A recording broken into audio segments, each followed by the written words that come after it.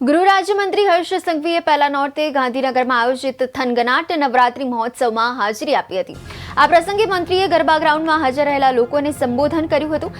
હર્ષ સંઘવીએ મોડી રાત સુધી ગરબા રમવાની પરવાનગીને લઈને મહત્વપૂર્ણ નિવેદન કર્યું હતું, જેમાં મોડી રાત સુધી ગરબા રમવાના રાજ્ય સરકારના નિર્ણયનો વિરોધ કરતા લોકોને મંત્રીએ આડે હાથ લીધા હતા। અમુક લોકોને પેટમાં દુખે છે તેવું નિવેદન કરી મંત્રીએ વિરોધીઓ પર કટાક્ષ કર્યો હતો। મંત્રીએ વધુમાં ઉમેર્યું હતું કે ગુજરાતમાં નહીં તો શું પાકિસ્તાનમાં ગરબા રમીશું તેમ કહીને છણકો કર્યો હતો।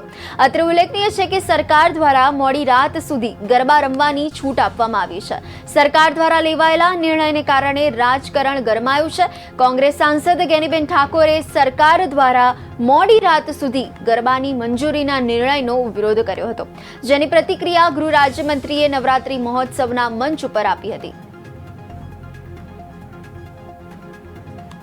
ત્યારે એના કોમળ હૃદયમાં હંમેશા દરેકનું સ્થાન છે।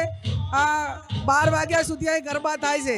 રાજ્ય સરકારે ગૃહ વિભાગે જે 5 વાગ્યાની છૂટી આપી છે એ ક્યાંક ને ક્યાંક યુવા ધન અન્ય બદીઓમાં ના આવે અને આસ્થા સાથે યુવાનો યુવતીઓ એક આપણે ભાઈચારાની ભાવનાથી આપણો એક ધાર્મિક તહેવાર છે અને ધાર્મિક તહેવારની પ્રણાલિકા આચવીને એ પ્રમાણે સૌ ઉજવણી કરે એવી મારી પ્રાર્થના કરું છું। એ અમુક લોકોને આપણા ભૂપેન્દ્રભાઈ પટેલની સરકારે તમારા સૌ માટે મોડે સુધી ગરબા રમવા લેવાની છૂટ આપવાની વાત સાંભળીને અનેક લોકોના પેટમાં દુખવા માંડ્યું। એનું શું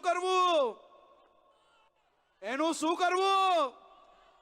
એ ગુજરાતમાં નહીં તો શું પાકિસ્તાનમાં જઈને ગરબા રમવાના અમારે?